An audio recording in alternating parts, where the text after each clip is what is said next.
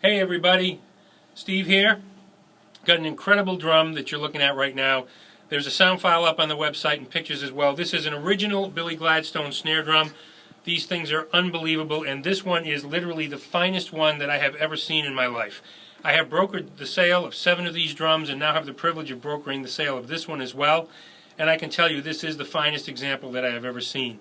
The drum was built in the very late 50s as a favor to a member of the Cincinnati Symphony who had wanted one of these drums, and even though Billy had stopped building the drums, he had enough in the way of parts left over to build one more drum, and this is it. Billy, of course, was responsible for the fantastic three-way tuning, whereby you have a three-way tuning key, which I'm going to show you right here. This key, it's a remarkable invention. This locks onto the top nut, and by doing so, you're tuning the bottom head. There's another part of the key that locks onto a hex nut down here, which tunes the top head. And then there's another portion of the key that locks onto the top and the bottom brackets together, and it lets you tune the drum in unison.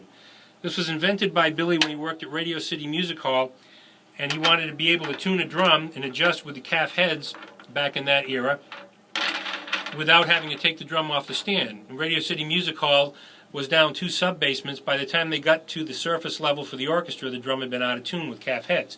So that was his invention. He also invented this incredibly simple throw-off. Goes away from the drum, back up with a tension screw. And then here is an internal tone control that actually even had the degrees of muffling set for you, so you could actually set the degree of muffling with 2 pads that came up on the inside.